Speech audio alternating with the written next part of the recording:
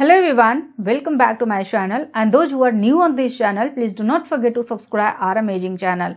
And this lecture is in continuation with my last lecture. In my last lecture, I discussed two important points. First one is the factors responsible for the stability of native conformation of proteins, and second one is important features of peptide bond. So if you are interested to know the important features of peptide bond, then please visit that video and watch the entire video, and I am 100% sure it will resolve your all the queries related to peptide bond. In this lecture, I'll discuss protein secondary structure. So in this lecture, I mainly focus on the secondary structure of proteins.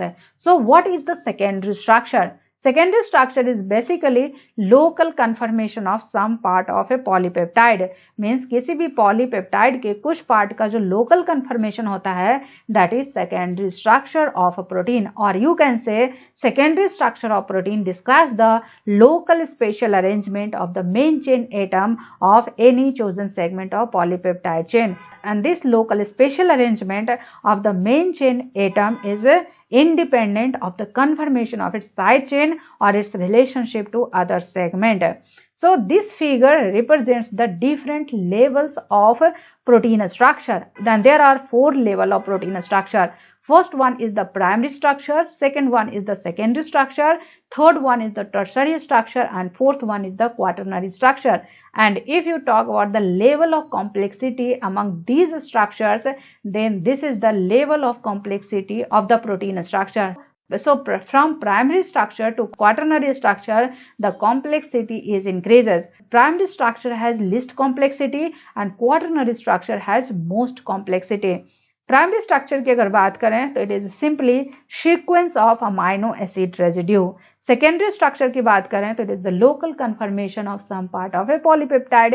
Tertiary structure की अगर बात करें तो it is three dimensional structure of a polypeptide chain. Quaternary structure की अगर बात करें तो कुछ प्रोटीन्स ऐसे होते हैं जिसमें more than one polypeptide chain होते हैं. फॉर एग्जाम्पल इस प्रोटीन में 4 पॉलीपेप्टाइड चेन है. अब इन चारों पॉलीपेप्टाइड चेन का एक दूसरे के रिस्पेक्ट में जो थ्री डायमेंशनल स्ट्रक्चर होगा, that is actually quaternary structure of proteins. और you can say quaternary structure is assembly of all the polypeptide chains. Now coming to the secondary structure, because in this lecture I'll mainly focus on the secondary structure. Secondary structure की अगर बात करें तो regular secondary structure तभी होगा जब through और the segment dihedral angle same होगा या नियरली सेम होगा. क्या होगा? डाईहेड्रल एंगल या तो सेम होगा या नियरली सेम होगा. अब डाईहेड्रल एंगल क्या है? डाईहेड्रल एंगल तीन तरह के होते हैं. First one is the phi, second one is the psi and third one is the omega. But omega की अगर बात करें तो it is rotation about CN. Means it is rotation about peptide bond, और पेप्टाइड बॉन्ड के about rotation नहीं होता है, इसलिए ओमेगा को हम कंसीडर नहीं करते हैं. फाई की अगर बात करें तो it is rotation about NC alpha. Phi किस बॉन्ड के अबाउट रोटेशन होता है? Phi is rotation about NC alpha. Psi की अगर बात करें तो it is rotation about C alpha and C. Psi किसके अबाउट रोटेशन है? C अल्फा C के अबाउट में. So throughout the segment अगर फाई एंड साई की वैल्यू या तो सेम होगा या नियरली सेम होगा, then that gives regular secondary structure. Regular secondary structure की अगर बात करें तो प्रोटीन्स में जो widely regular secondary structure present होते हैं, टोटल 3 टाइप्स के होते हैं. First one is the alpha helix, second one is the beta conformation, and third one is the beta turn. So these 3 are the common regular secondary structures of proteins which is widely present in the protein. अब point यहाँ पे ये है कि कभी कभी proteins में regular pattern नहीं होते हैं. क्या होते हैं? कभी कभी प्रोटीन्स में रेगुलर पैटर्न नहीं होते हैं, रेगुलर पैटर्न एब्सेंट होते हैं. तो इस तरह के सेकेंडरी स्ट्रक्चर को क्या बोलते हैं? इस तरह के सेकेंडरी स्ट्रक्चर को अनआइडेंटिफाइड बोलते हैं या फिर रैंडम कॉइल बोलते हैं. क्या बोलते हैं? रैंडम कॉइल बोलते हैं. एंड इस लेक्चर में हम रेगुलर सेकेंडरी स्ट्रक्चर के बारे में डिस्कस करेंगे. Means first one is the alpha helix, then I will come to the beta conformation and then beta turn. So let's first discuss alpha helix. Alpha helix की अगर बात करें तो it is the simplest structure. ये क्या है? Alpha helix is the simplest structure of proteins. Alpha helix is the simplest structure of protein. इनकी जो अरेंजमेंट होती है it is helical arrangement. Alpha helix किस तरह का स्ट्रक्चर बनाता है? अल्फा हेलिक्स हेलिकल स्ट्रक्चर बनाता है। अब सवाल यहाँ पे यह है कि हेलिकल स्ट्रक्चर बनता कैसे है? सो पॉलीपेप्टाइड चेन का जो बैकबोन है, पॉलीपेप्टाइड चेन का जो बैकबोन है, ये बैकबोन क्या करता है? एक लॉन्ग इमेजिनरी एक्सिस होती है। This is the long imaginary axis. अब इस लॉन्ग इमेजिनरी एक्सिस के मिडिल से पॉलीपेप्टाइड चेन का बैकबोन क्या करता है? टाइटली उंड होता है। क्या होता है? टाइटली उंड होता है। मीन्स लॉन्ग इमेजिनरी एक्सिस के मिडिल से पॉलीपेप्टाइड चेन का बैकबोन टाइटली उंड होता है। अब इस तरह का जब स्ट्रक्चर बनता है तो इसमें रिपीटिंग यूनिट्स होते हैं। So this is the first repeating unit, this is the second repeating unit. So इस तरह के रिपीटिंग यूनिट को क्या बोलते हैं? Single turn of helix. इसको क्या बोलते हैं? अल्फा हेलिक्स में जो रिपीटिंग यूनिट होते हैं उनको सिंगल टर्न ऑफ हेलिक्स बोलते हैं। अब सवाल यहाँ पे ये है कि एक सिंगल टर्न ऑफ हेलिक्स का इंपॉर्टेंस क्या है? So this is the figure of alpha helix. ये क्या है? अल्फा हेलिक्स का फिगर दिया हुआ है and this is the long imaginary axis. अब इस लॉन्ग इमेजिनरी एक्सिस के अराउंड पॉलीपेप्टाइड चेन का बैकबोन की टाइटली उंडिंग होती है। सो these are the polypeptide chain backbone and these are the amino acids. ये क्या है? अमाइनो एसिड्स है। अब इस तरह से जो टाइटली उंडिंग होता है तो अमाइनो एसिड का जो आर ग्रुप है वो बाहर की तरफ प्रोट्यूड होता है। क्या होता है? बाहर की तरफ प्रोट्यूड होता है। So these are the R group of amino acids. अब अगर इस फिगर को देखें तो सारे R group long imaginary axis के बाहर की तरफ प्रोट्यूड है। नेक्स्ट पॉइंट की अगर बात करें तो अल्फा हेलिक्स का जो ईच टर्न है that is the repeating unit. So this is the first turn, this is the second turn. So अब सवाल यहाँ पे ये है कि ईच टर्न का लेंथ कितना होता है? सो अल्फा हेलिक्स में ईच टर्न का लेंथ जो होता है वो 5.4 एंगस्ट्रम होता है। 5.4 एंगस्ट्रम क्या है? ईच टर्न का लेंथ है। अल्फा हेलिक्स में ईच टर्न का जो लेंथ है दैट इज 5.4 एंगस्ट्रम। अब आपके माइंड में एक और क्वेश्चन रेज हो रहा होगा कि इस 5.4 एंगस्ट्रम लेंथ में कितने अमाइनो एसिड रेजिड्यू इन्वॉल्व होते हैं? सो 5.4 एंगस्ट्रम में total 3.6 amino acid residue present होते हैं। सो इन कंक्लूजन अल्फा हेलिक्स का जो सिंगल टर्न है वो 5.4 एंगस्ट्रम का है और इसमें 3.6 अमाइनो एसिड रेजिड्यू होते हैं। नेक्स्ट पॉइंट की अगर बात करें तो किसी भी प्रोटीन में जितने भी अमाइनो एसिड होते हैं सारे अमाइनो एसिड का 1/4 अमाइनो एसिड जो होते हैं ये अल्फा हेलिक्स बनाते हैं। क्या बनाते हैं? अल्फा हेलिक्स बनाते हैं। नेक्स्ट पॉइंट की अगर बात करें तो इस पॉलीपेप्टाइड चेन में अमाइनो एसिड्स एक दूसरे से पेप्टाइड बॉन्ड के थ्रू लिंक होते हैं। तो अब सवाल यहाँ पे ये है अल्फा हेलिक्स में जो अमाइनो एसिड रेजिड्यू होते हैं उनका कन्फर्मेशन क्या होता है? और कन्फर्मेशन हमेशा डाइहेड्रल एंगल डिस्क्राइब करता है। सो उस अमाइनो एसिड का फाई एंड साई वैल्यू क्या होता है? सो अल्फा हेलिक्स में जो अमाइनो एसिड्स होते हैं उनकी फाई वैल्यू की अगर बात करें it is -57 degree and psi value की अगर बात करें it is -47 degree. So alpha helix में जो अमाइनो एसिड का डाइहेड्रल एंगल होता है फाई एंड साई दोनों के दोनों निगेटिव होते हैं। क्या होते हैं? दोनों के दोनों निगेटिव होते हैं। Now coming to the next point. Next point की अगर बात करें तो अल्फा हेलिक्स में जो पॉलीपेप्टाइड चेन का जो बैकबोन है वो लॉन्ग इमेजिनरी एक्सिस के अराउंड टाइट उंडिंग के थ्रू बनता है। अब इस तरह के स्ट्रक्चर बनाने में क्या होता है? ट्विस्ट जनरेट होता है। सो सवाल यहाँ पे ये है कि अल्फा हेलिक्स में किस तरह का ट्विस्ट होगा? एंड अल्फा हेलिक्स में जो प्रीडोमिनेंट ट्विस्ट होते हैं वो राइट हैंडेड होते हैं। क्या होते हैं? राइट हैंडेड होते हैं। And the best example is alpha keratin. Alpha keratin में जो प्रीडोमिनेंट स्ट्रक्चर होता है that is alpha helix. Next point की अगर बात करें तो अभी हमने डिस्कस किया था कि किसी भी प्रोटीन्स में जितने भी अमाइनो एसिड होते हैं, सारे अमाइनो एसिड का 1/4 अमाइनो एसिड रेजिड्यू जो होते हैं वो अल्फा हेलिक्स फॉर्म में होते हैं। तो सवाल यहाँ पे ये है कि अल्फा हेलिक्स इतना रीडली क्यों बनता है? So what is the reason why does alpha helix form more readily than many other possible conformations?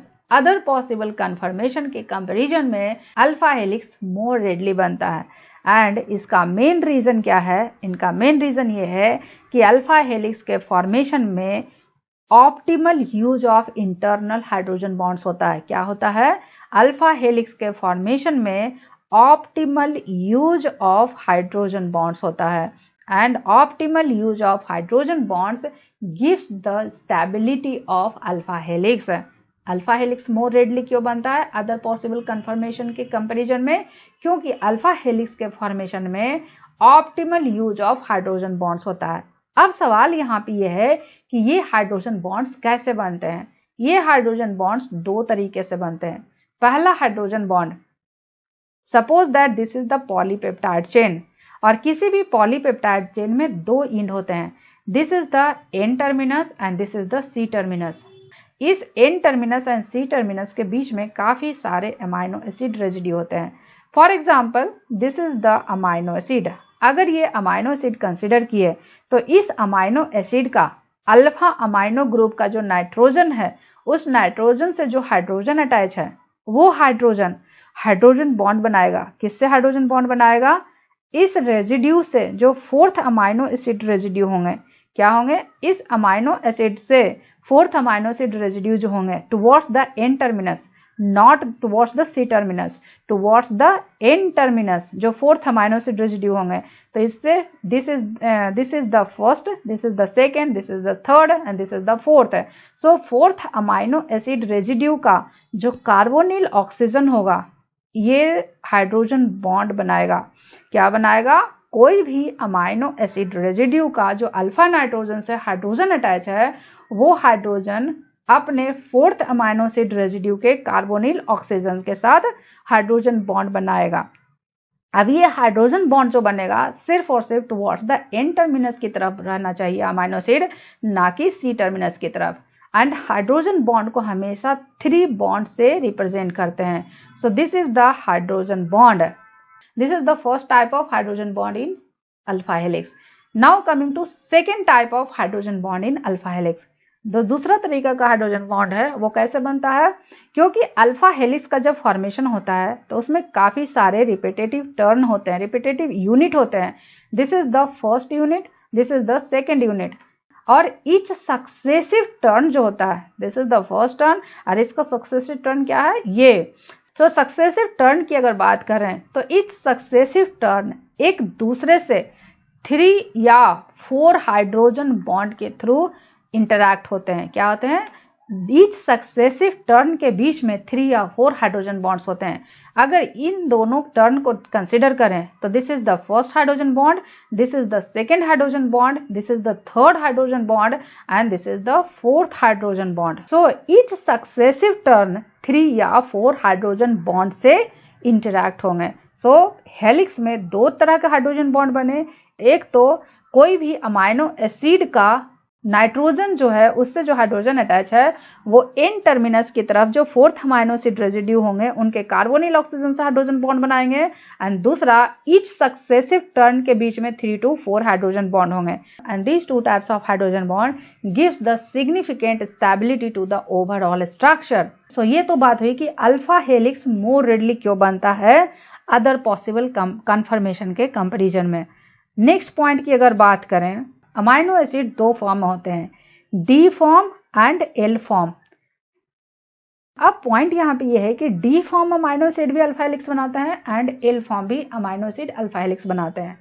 अगर कोई हेलिक्स सिर्फ और सिर्फ डी फॉर्म का बना हुआ है लेकिन अगर उसमें एल अमाइनो एसिड इंसर्ट हुआ है वो क्या करेगा, उस हेलिक्स को डीस्टेबिलाइज करेगा। क्या करेगा, उस हेलिक्स के रेगुलर स्ट्रक्चर को डिसरप्ट करेगा। सिमिलरली अगर कोई एल अमाइनो एसिड से अल्फा हेलिक्स बने होते हैं, मीन्स उस अल्फा हेलिक्स में सिर्फ और सिर्फ एल अमाइनो एसिड है, लेकिन अगर इसमें कोई डी अमाइनो एसिड इंसर्ट हुआ तो वो क्या करेगा, उस हेलिक्स के रेगुलर स्ट्रक्चर को डिसरप्ट करेगा।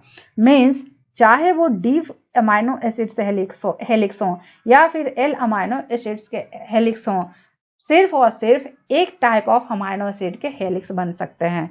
बट पॉइंट यहाँ पे यह है कि जो नेचुरली अकरिंग प्रोटीन्स होते हैं उनमें exclusively L form of amino acids होते हैं।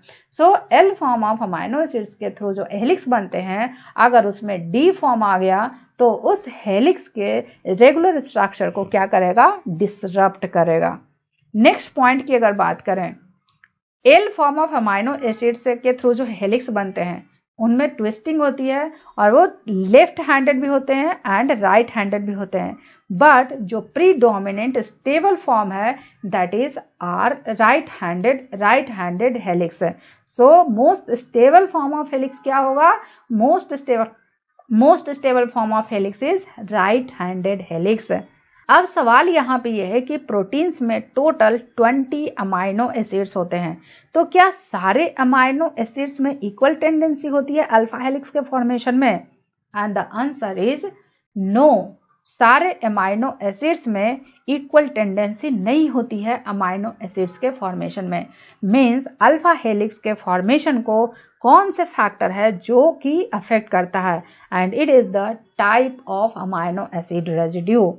So this is the table that shows the delta G naught value for the amino acid residue that has propensity to take up alpha helical conformation, and out of 20 amino acid residue सिर्फ और सिर्फ alanine जो है इनमें सबसे ज्यादा propensity होती है, सबसे ज्यादा टेंडेंसी होती है अल्फा हेलिकल कन्फर्मेशन को टेकअप करने की। इसलिए अलानिन को रेफरेंस अमाइनो एसिड कंसिडर करते हैं for the tendency to take up an alpha helical conformation. And इनकी जो डेल्टा जी नॉट वैल्यू है it is 0। Delta G naught value क्या है, it is the difference in the free energy change relative to the alanine, और क्योंकि alanine ही reference है इसलिए इनकी डेल्टा जी नॉट वैल्यू 0 होगी। अब यहाँ पे पॉइंट ये है कि जिनकी वैल्यू नियर बाई अलानिन होगी, मीन्स जिनकी वैल्यू नियर बाई 0 होगी, उनमें सबसे ज्यादा प्रोपेंसिटी होगी अल्फा हेलिकल कन्फर्मेशन को टेकअप करने की। बट डेल्टा जी नॉट की वैल्यू 0 से जितना ज्यादा फार होगा उसमें उतनी ही कम टेंडेंसी होगी अल्फा हेलिकल कन्फर्मेशन को टेकअप करने की। फॉर एग्जाम्पल अलानिन की 0 है, अर्जिनिन की 0.3 है, मीन्स अलानिन के बाद जो सबसे ज्यादा टेंडेंसी अल्फा हेलिकल कन्फर्मेशन को टेकअप करने की वो किसमें है, अर्जिनिन में है। अर्जिनिन के बाद किसमें है, लाइसिन में है, क्योंकि इनकी वैल्यू 0.63 है। लाइसिन के बाद ल्यूसिन है क्योंकि इनकी वैल्यू 0.79 है, एंड देन मिथियोनिन है दैट इज 0.88 है। सो सबसे ज्यादा प्रोपेंसिटी किसमें है, अलानिन में। अलानिन के बाद किसमें है, अर्जिनिन में। अर्जिनिन के बाद किसमें है, लाइसिन में। लाइसिन के बाद है ल्यूसिन में। ल्यूसिन के बाद है मिथियोनिन में। नेक्स्ट पॉइंट की अगर बात करें तो सबसे ज्यादा वैल्यू जिसकी होगी डेल्टा जी नॉट की, उसमें सबसे कम प्रोपेंसिटी होगी अल्फा हेलिकल कन्फर्मेशन को टेकअप करने की। And the best example is proline and glycine. ये दो ऐसा अमाइनो एसिड है जिसमें सबसे कम टेंडेंसी होती है अल्फा हेलिकल कन्फर्मेशन को टेकअप करने की। अब यहाँ पे एक पॉइंट और है कि 20 अमाइनो एसिड्स होते हैं। प्रोटीन्स में कितने कॉमन अमाइनो एसिड्स होते हैं, 20। अगर अमाइनो एसिड के स्ट्रक्चर की बात करें तो एक कार्बन से 4 डिफरेंट सब्स्टिट्यूएंट्स अटैच होते हैं। First one is the amino group, second one is the carboxyl group, third one is the hydrogen atom, and fourth one is the R group है। एंड सारे 20 अमाइनो एसिड्स में ये तीनों group common होते हैं, means सब में same होता है। डिफर कहाँ करता है, आर ग्रुप में। So it is the property of R group that reflects the tendency to take up an alpha helical conformation. So सबसे कम टेंडेंसी किसमें है? प्रोलीन में एंड ग्लाइसिन में। अब सवाल यह है कि प्रोलीन एंड ग्लाइसिन का क्या रीजन है कि सबसे कम टेंडेंसी होती है? And it is the R group of proline and glycine. Proline की अगर बात करें, so this is the structure of proline. Proline की अगर स्ट्रक्चर की बात करें तो इनका जो अल्फा अमाइनो ग्रुप है, this is the alpha carbon, और अल्फा कार्बन से जो अमाइनो ग्रुप अटैच है that is alpha amino group.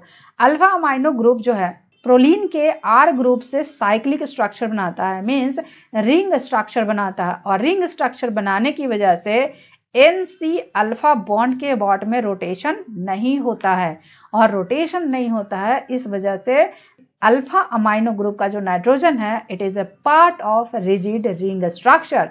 क्या है? प्रोलीन का जो अल्फा नाइट्रोजन है it is the part of rigid ring structure. क्योंकि ये रिजिड रिंग स्ट्रक्चर का पार्ट है, इसलिए अगर किसी भी पॉलीपेप्टाइड चेन में प्रोलीन आ जाता है, मीन्स अगर किसी भी अल्फा हेलिक्स में प्रोलीन आ जाता है तो ये क्या करता है? डीस्टेबिलाइजिंग किंक जनरेट करता है। अल्फा हेलिक्स के स्ट्रक्चर में क्या करता है? डीस्टेबिलाइजिंग किंक जनरेट करता है। डीस्टेबिलाइजिंग किंक क्या करता है? अल्फा हेलिक्स के स्ट्रक्चर को डीस्टेबिलाइज करता है।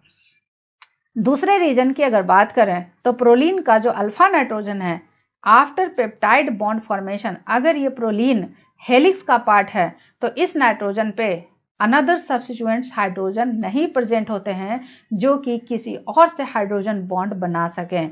So these are the two reasons why proline has least tendency to take up alpha helical conformation. Now coming to the second amino acid that is glycine. Glycine की अगर बात करें तो glycine में ये तीनों ग्रुप तो सब में सेम है, बट इसमें जो आर ग्रुप होता है it is another hydrogen, means it is the simplest amino acid. ये क्या है? It is the simplest amino acid, और इसमें मोर कन्फर्मेशनल फ्लेक्सिबिलिटी होता है। क्या होता है? ग्लाइसिन में मोर कन्फर्मेशनल फ्लेक्सिबिलिटी होता है, और मोर कन्फर्मेशनल फ्लेक्सिबिलिटी की वजह से ही ये अल्फा हेलिकल के कन्फर्मेशन को स्टेबिलाइज नहीं करता है। अगर किसी पॉलीपेप्टाइड चेन में पॉलीग्लाइसिन रेजिड्यू हैं तो ये किस तरह का स्ट्रक्चर बनाएगा? ये बनाएगा रैंडम क्वाइल। ये क्या बनाएगा? ये रैंडम क्वाइल बनाएगा, ये अल्फा हेलिक्स का फॉर्मेशन नहीं करेगा। Now coming to the second factor that affects the stability of alpha helix. Second factor क्या है? Position of amino acid residue relative to the neighbour. क्या है? Position of amino acid residue relative to its neighbour, relative to its neighbours. यहां पे point ये है, for example this is the polypeptide chain. अब polypeptide chain में क्या है? अमाइनो एसिड रेजिड्यू है। सो अमाइनो एसिड रेजिड्यू में क्या होता है? आर ग्रुप होता है। अब इस नियर बाई जो एडजेसेंट अमाइनो एसिड रेजिड्यू हैं उनके आर ग्रुप के बीच में क्या होता है? इंटरैक्शन होता है। क्या होता है? इंटरैक्शन। सपोज दैट कि अगर continuous negatively charged amino acid है, मीन्स कंटिन्यूअस ग्लूटामेट रेजिड्यू है, एंड ग्लूटामेट रेजिड्यू में जो आर ग्रुप होते हैं उसमें क्या होता है? COOH, और ये प्रेजेंट किस फॉर्म में होता है? COO माइनस के फॉर्म में होता है। अब कंटिन्यूअसली साइड बाय साइड अगर COO माइनस ग्रुप है तो इनमें क्या होगा? स्ट्रॉन्ग रिपल्सन होगा। क्या होगा? स्ट्रॉन्ग रिपल्सन, और स्ट्रॉन्ग रिपल्सन की वजह से क्या होगा? ये हेलिक्स को डिस्टेबिलाइज करेगा। सिमिलरली कंटिन्यूअसली अगर positively charged amino acid residue है, for example this is the polypeptide chain and ये कंटिन्यूअसली क्या है? हिस्टिडीन रेजिड्यू है। अब पॉजिटिवली चार्ज्ड रेजिड्यू होते हैं उसका आर ग्रुप में क्या होता है? अमाइनो ग्रुप होता है। क्या होता है? अमाइनो ग्रुप होता है, और क्योंकि ये पॉजिटिवली चार्ज हैं और continuously near by positively charge होंगे तो इनमें भी क्या होगा? स्ट्रॉन्ग रिपल्सन, और स्ट्रॉन्ग रिपल्सन की वजह से क्या होगा? हेलिक्स को डिस्टेबिलाइज करेगा। थर्ड इंपॉर्टेंट पॉइंट की अगर बात करें तो this is the polypeptide chain and these are the amino acid residue. अब यहाँ पे पॉइंट ये है कि this is the negatively charged amino acid residue, और इसके थर्ड में चाहे वो एन टर्मिनस की तरफ हो या फिर सी टर्मिनस की तरफ हो, अगर इनके थर्ड पोजीशन पे, थर्ड या फोर्थ अमाइनो एसिड रेजिड्यू आवे, कोई positively charged amino acid residue है, this is the negatively charged amino acid residue and this is the positively charged amino acid residue, and in दोनों के बीच का difference कितना है, 3 या 4 अमाइनो एसिड रेजिड्यू का डिफरेंस है। मीन्स इसके रेस्पेक्ट में या तो ये 3rd पोजीशन पे होगा या तो 4th पोजीशन पे होगा। अगर इस तरह का अरेंजमेंट है तो इनके बीच में क्या होगा, आयन पेयर का फॉर्मेशन होगा। क्या होगा, आयन पेयर का फॉर्मेशन होगा। अब ये आयन पेयर क्या करेगा, हेलिक्स को स्टेबिलाइज करेगा।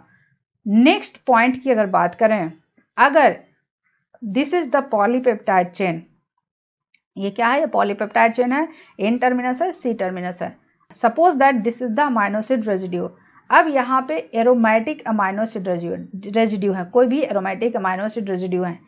अब इस अमाइनो एसिड से 3 या 4 रेजिड्यू, अब कोई एरोमेटिक अमाइनो एसिड रेजिड्यू है टुवर्ड्स द N टर्मिनस या टुवर्ड्स द C टर्मिनस, तो इन दोनों के बीच में क्या होगा, हाइड्रोफोबिक इंटरैक्शन होगा।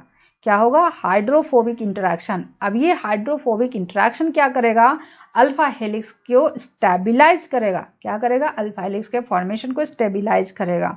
नेक्स्ट फैक्टर की अगर बात करें तो अमाइनो एसिड रेजिड्यू का और अमाइनो एसिड रेजिड्यू के बल्कीनेस भी अफेक्ट करता है अल्फा हेलिक्स के स्टेबिलिटी को।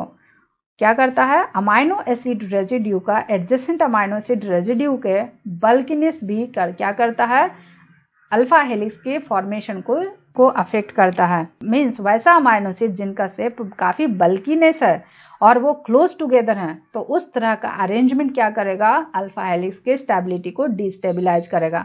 And the example is asparagine, serine, threonine and cysteine. ये 4 अमाइनो एसिड ऐसे हैं जो कि अगर नियर बाई होंगे पॉलीपेप्टाइड चेन में तो अल्फा हेलिक्स के फॉर्मेशन को डिस्टेबिलाइज करेगा। And the next factor and the last factor is electric dipole. Peptide bond की अगर बात करें तो इच पेप्टाइड बॉन्ड में स्मॉल इलेक्ट्रिक डाइपोल एग्जिस्ट करता है। क्या करता है, स्मॉल इलेक्ट्रिक डाइपोल एग्जिस्ट करता है। So this is the peptide bond and peptide bond का जो अल्फा नाइट्रोजन है, अल्फा नाइट्रोजन पे पार्शियल पॉजिटिव चार्ज डेवलप करता है एंड ऑक्सीजन पे पार्शियल निगेटिव चार्ज डेवलप करता है। और इस वजह से क्या होता है, इन दोनों के बीच में रेजोनेंस जनरेट करता है and this develops small electric dipole. और पॉलीपेप्टाइड चेन में काफी सारे पेप्टाइड बॉन्ड्स होते हैं। ये जो स्मॉल इलेक्ट्रिक डाइपोल है इन द पेप्टाइड बॉन्ड, ये ट्रांसमिट करता है through the hydrogen bond through out the segment, through out the alpha helix. अब यहाँ पे इंपॉर्टेंट पॉइंट ये है कि किसी भी पॉलीपेप्टाइड चेन में 2 टर्मिनस होते हैं, एक तो अमाइनो टर्मिनस एंड दूसरा कार्बोक्सिल टर्मिनस। अमाइनो टर्मिनस पे क्या होता है, पार्शियल पॉजिटिव चार्ज डेवलप रहता है, कार्बोक्सिल टर्मिनस पे पार्शियल निगेटिव चार्ज डेवलप होता है।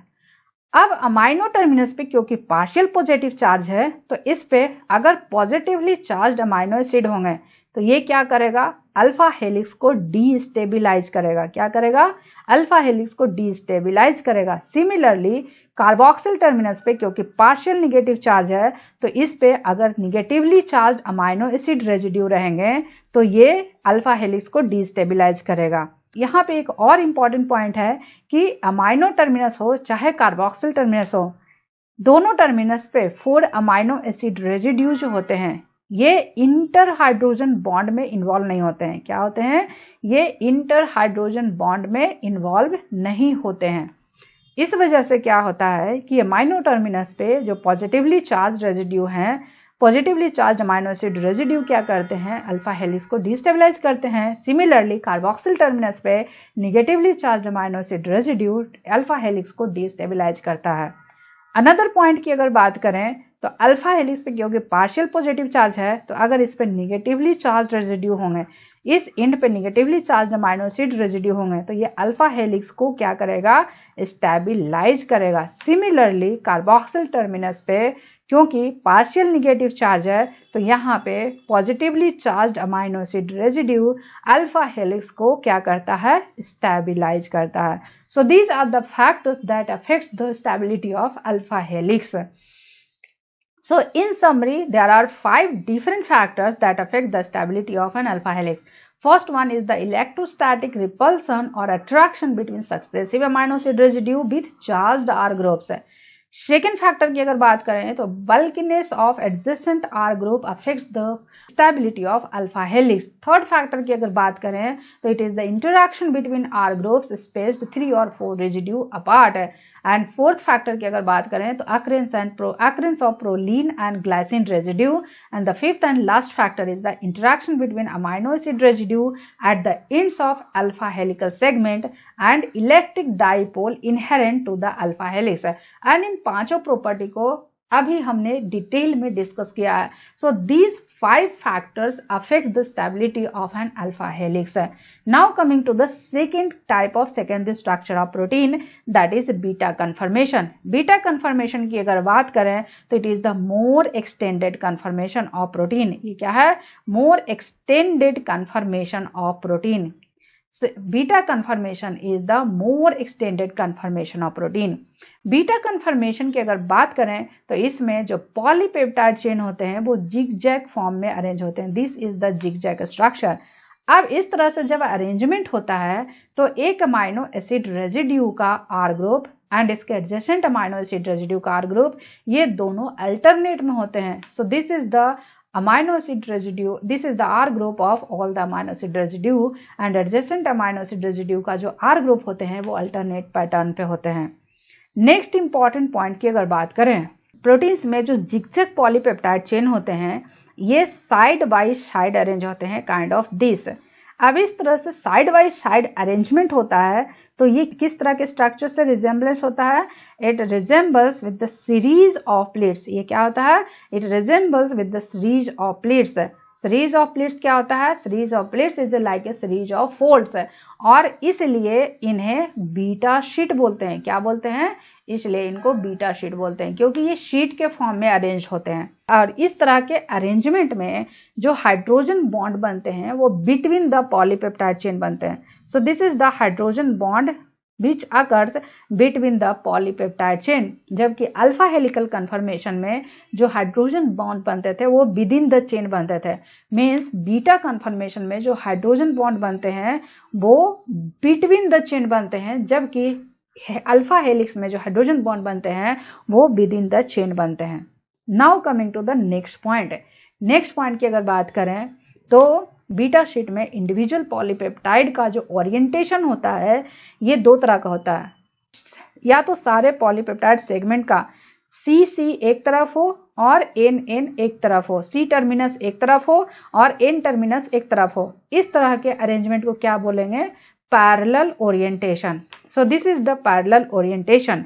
इस ओरिएंटेशन में इंडिविजुअल पॉलीपेप्टाइड सेगमेंट का जो सी टर्मिनस है वो एक तरफ है और एन टर्मिनस है वो एक तरफ है। This is the N terminus and this is the C terminus. Individual polypeptide segment का एन टर्मिनस एक तरफ है, सी टर्मिनस एक तरफ है। इस तरह के अरेंजमेंट को पैरेलल ओरिएंटेशन बोलते हैं या पैरेलल बीटा कन्फर्मेशन बोलते हैं या पैरेलल बीटा शीट बोलते हैं। दूसरा कन्फर्मेशन एडजेसेंट सेगमेंट का, एडजेसेंट पॉलीपेप्टाइड सेगमेंट का एक सेगमेंट का सी टर्मिनस एक तरफ, एन टर्मिनस इस तरह से होगा। इसके एडजेसेंट पॉलीपेप्टाइड सेगमेंट का एन टर्मिनस इस तरफ, सी टर्मिनस इस तरफ। मींस एडजेसेंट पॉलीपेप्टाइड सेगमेंट का जो ओरिएंटेशन होगा जस्ट अपोजिट होगा। So this is the N terminus and C terminus. इसके लिए this is the C terminus, N terminus and this is the N terminus and C terminus. So इस case में क्या है? एक पॉलीपेप्टाइड चेन का N terminus एक तरफ है, सी टर्मिनस अदर साइड में है, लेकिन एडजेसेंट सेगमेंट का सी टर्मिनस उस साइड में है, एन टर्मिनस अदर साइड में है। तो इस तरह के ओरिएंटेशन को क्या बोलते हैं? Anti parallel orientation. Parallel orientation में एन टर्मिनस एक साइड होगा, सी टर्मिनस एक साइड होगा। एंटी पैरेलल ओरिएंटेशन में एक एडजेसेंट पॉलीपेप्टाइड सेगमेंट का जो डायरेक्शन होगा वो जस्ट रिवर्स होगा। That is anti parallel orientation. So beta sheet दो तरह के होते हैं। First one is the anti parallel and second one is the parallel. अब इस एंटी पैरेलल और पैरेलल की खास बात है। पैरेलल की कन्फर्मेशन की बात करें तो कन्फर्मेशन में क्या होगा? Phi value and psi value. Parallel की भी phi value and psi value होगी। एंटी पैरेलल की अगर फाई एंड साई वैल्यू की बात करें, phi is -139 degree and psi is equal to +135 degree. कितना होगा? phi is minus 139 degree, psi is plus 135 degree. Means anti parallel में phi negative होगा एंड psi पॉजिटिव होगा. पैरेलल की अगर बात करें तो पैरेलल में phi की वैल्यू जो होगी माइनस 119 डिग्री होगी एंड psi की वैल्यू प्लस 113 डिग्री होगी. सो बीटा कन्फर्मेशन चाहे पैरेलल हो या एंटी पैरेलल हो, phi की वैल्यू एक वैल्यू निगेटिव होती है और एक वैल्यू पॉजिटिव होती है, जबकि अल्फा हेलिकल के केस में phi एंड psi दोनों निगेटिव था. नेक्स्ट पॉइंट की अगर बात करें तो parallel and anti parallel beta conformation में हाइड्रोजन बॉन्डिंग का जो पैटर्न होता है वो भी डिफरेंट होता है. इन दोनों में हाइड्रोजन बॉन्डिंग का पैटर्न डिफरेंट होगा. नेक्स्ट पॉइंट की अगर बात करें, it is the repeat period. Repeat period की बात करें तो एंटी पैरेलल की जो रिपीट पीरियड होता है it is 7 angstrom and parallel का जो रिपीट पीरियड होता है it is 6.5 angstrom. So anti parallel का रिपीट पीरियड हमेशा ज्यादा होगा as compare to parallel. Next important point की अगर बात करें तो किसी भी प्रोटीन्स में जो बीटा शीट्स होते हैं, किसी भी प्रोटीन्स में दो और दो से ज्यादा बीटा शीट्स एक लेयर के फॉर्म में होते हैं. क्या होते हैं? लेयर के फॉर्म में होते हैं. अब इंडिविजुअल बीटा शीट्स की जो टचिंग सरफेस है उस टचिंग सरफेस का वैसा अमाइनो एसिड होना चाहिए जिनका आर ग्रुप है सबसे स्मॉल हो. क्या हो? आर ग्रुप सबसे स्मॉल हो. फॉर एग्जाम्पल सिल्क फाइब्रोइन या फिर fibroin of spider web. Silk fibroin हो या फाइब्रोइन ऑफ स्पाइडर वेब हो, इन दोनों की अगर बात करें तो इन दोनों में जो टचिंग सरफेस पे अमाइनो एसिड होते हैं that is glycine and alanine. ये दोनों ऐसे अमाइनो एसिड हैं जिनका आर ग्रुप सबसे स्मॉल होता है. और सिल्क फाइब्रोइन में ग्लाइसिन एंड अलानिन अल्टरनेट होते हैं काफी डिस्टेंस तक. So this is all about beta conformation. Now coming to the beta turn. Beta turn की अगर बात करें तो जो हायर लेवल प्रोटीन होते हैं वो दो ग्रुप में क्लासिफाई होते हैं. First one is the fibrous protein and second one is the globular protein. Globular protein की अगर बात करें तो ग्लोबुलर प्रोटीन कुछ इस तरह से होता है. This is the structure of globular protein. अब इस ग्लोबुलर प्रोटीन में क्या होता है कि काफी फोल्डेड, कॉम्पैक्टली फोल्डेड स्ट्रक्चर होते हैं. क्या होते हैं? कॉम्पैक्टली फोल्डेड स्ट्रक्चर होते हैं. अब ये कॉम्पैक्टली फोल्डेड स्ट्रक्चर क्यों आता है? क्योंकि दो सेगमेंट के बीच में टर्न होता है. क्या होता है? दो सेगमेंट के बीच में या तो टर्न होता है या तो लूप होता है. फॉर एग्जाम्पल अगर इस पार्ट को देखें तो ये दो सेगमेंट के बीच में ये टर्न है. मीन्स जो टर्न है ये दो कंजिक्यूटिव अल्फा हेलिक्स के बीच में भी हो सकता है, दो कंजिक्यूटिव बीटा कन्फर्मेशन के बीच में भी हो सकता है. और जो मोस्ट कॉमन होता है that turn is between anti parallel beta sheet. क्या होता है? एंटी पैरेलल बीटा शीट के बीच में होता है. दो consecutive anti parallel beta sheet को जो कनेक्ट करता है दैट इज बीटा टर्न. उसको क्या बोलते हैं? Beta turn. अब बीटा टर्न का काम क्या है? बीटा टर्न हो चाहे अल्फा हेलिक्स हो या लूप हो, उसमें क्या होता है? दो पॉलीपेप्टाइड चेन का डायरेक्शन अपोजिट होता है, रिवर्स हो जाता है. अगर इस टर्न के इस पॉलीपेप्टाइड की बात करें तो इसका डायरेक्शन इस तरफ है, इसकी बात करें तो इसका डायरेक्शन इस तरफ है. सो टर्न या लूप पे क्या होता है? पॉलीपेप्टाइड का डायरेक्शन रिवर्स होता है and the most common turn is beta turn. Beta turn होता है जो दो consecutive anti parallel beta sheet को कनेक्ट करता है. क्या करता है बीटा टर्न? दो consecutive anti parallel beta sheet को कनेक्ट करता है. बीटा टर्न की अगर बात करें तो बीटा टर्न की जो डायरेक्शन होती है वो 180 डिग्री टर्न लेती है. अब इस टर्न की खास बात क्या है कि यहाँ पे 4 अमाइनो एसिड रेजिड्यू इन्वॉल्व होते हैं. बीटा टर्न पे कितने अमाइनो एसिड रेजिड्यू इन्वॉल्व होते हैं? बीटा टर्न पे 2 अमाइनो एसिड रेजिड्यू इन्वॉल्व होते हैं. This is the first amino acid, this is the second amino acid, this is the third amino acid and this is the fourth amino acid. अब इन 4 amino acid में first and fourth के बीच में hydrogen bond बनता है. क्या बनता है? First and 4 amino acid residue जो होते हैं वो हाइड्रोजन बॉन्ड में इन्वॉल्व होते हैं, जबकि second and third amino acid residue inter hydrogen bond में इन्वॉल्व नहीं होते हैं. बीटा टर्न दो तरह के होते हैं, type 1 and type 2. This is the type 1 beta turn, this is the type 2 beta turn, and these are the 4 different amino acid residue. This is the first amino acid residue, this is the second amino acid residue, this is the third amino acid residue, and this is the fourth amino acid residue. Type 2 beta turn की अगर बात करें तो these are the 4 amino acid residue, first, second, third and fourth है. And दोनों type में जो first and 4 है, इन दोनों के बीच में हाइड्रोजन बॉन्ड है. सिमिलरली टाइप 2 में भी फर्स्ट एंड 4 के बीच में हाइड्रोजन बॉन्ड है, जबकि second and third in type 2 and also in type 1 कभी भी इंटर हाइड्रोजन बॉन्ड में इन्वॉल्व नहीं होता है.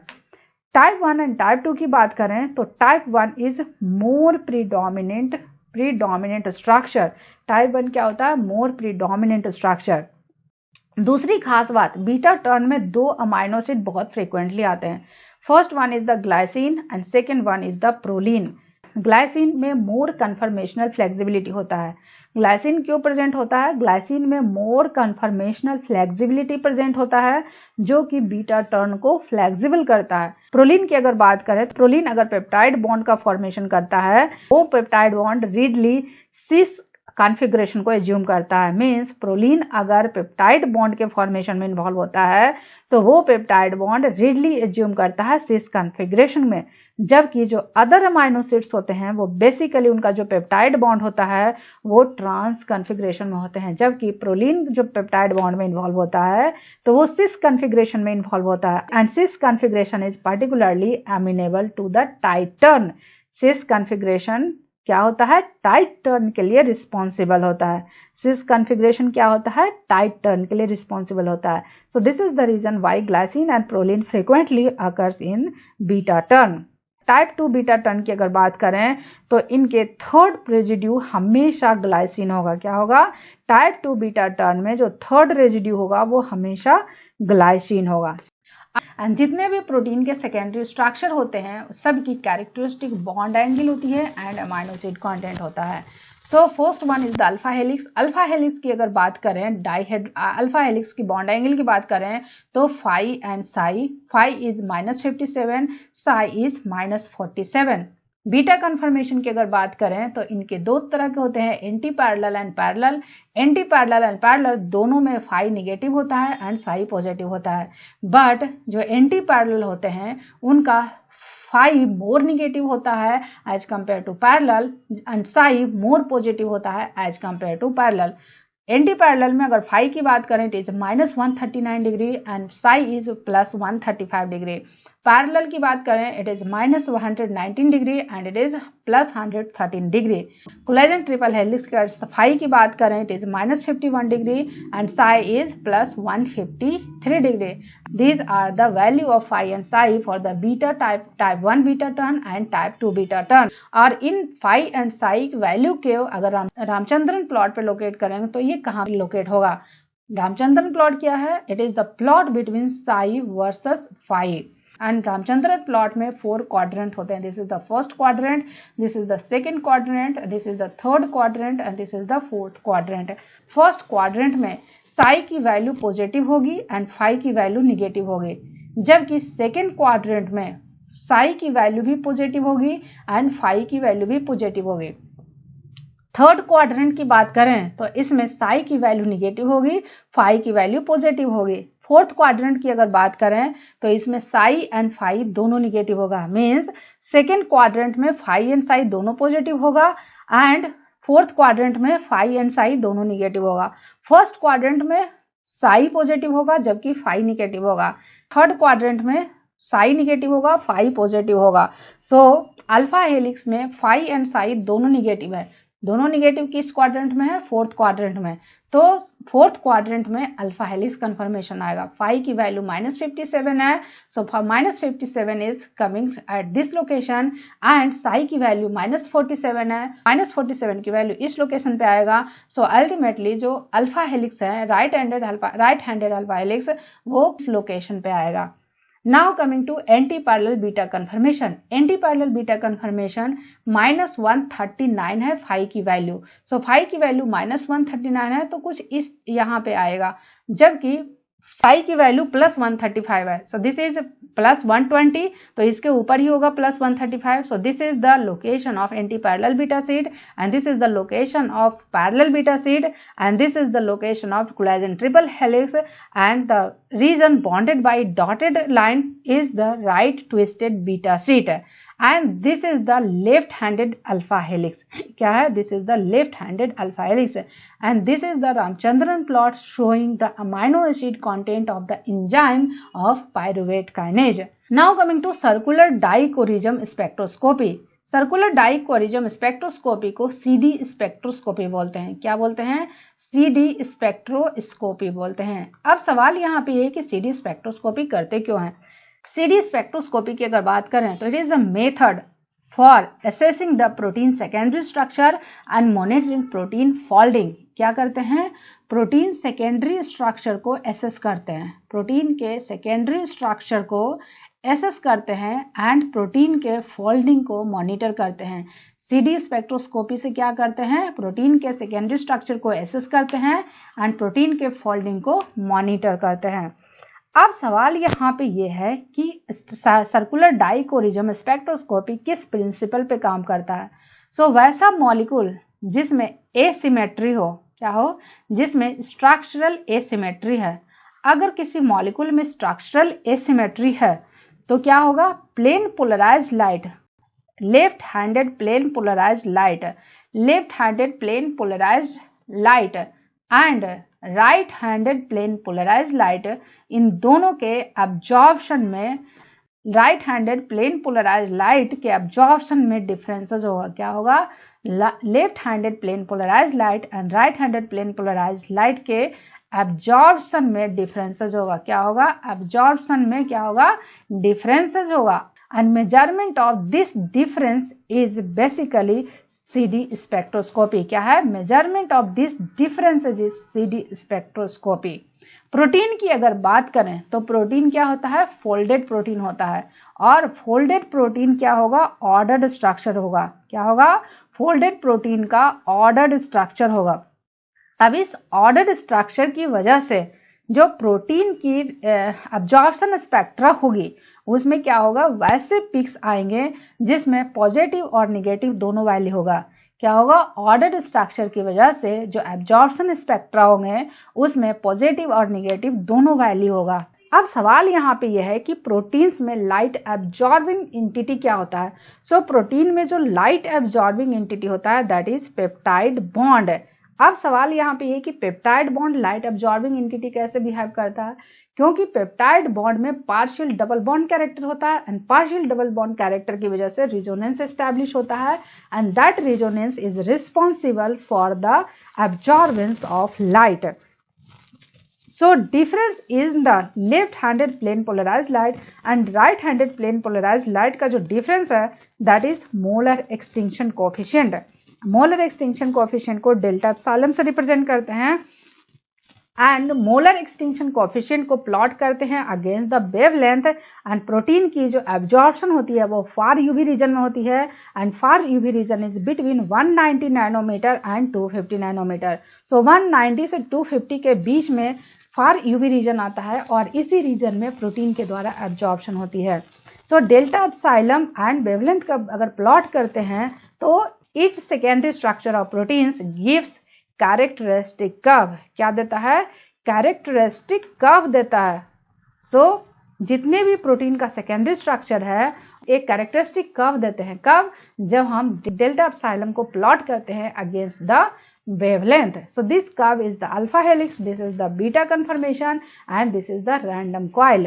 So in summary circular dichroism spectroscopy और CD spectroscopy से हम क्या करते हैं? प्रोटीन के सेकेंडरी स्ट्रक्चर को एसेस करते हैं एंड प्रोटीन के फोल्डिंग को मॉनिटर करते हैं. क्यों?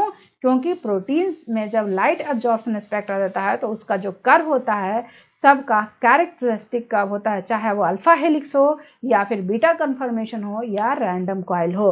So this is all about protein secondary structure, that is alpha helix, beta conformation and beta turn. And in my next lecture, I'll discuss about higher structure of protein, that is protein tertiary structure and quaternary structure. So if you find this video informative, please do like, share and subscribe and stay tuned for the next lecture.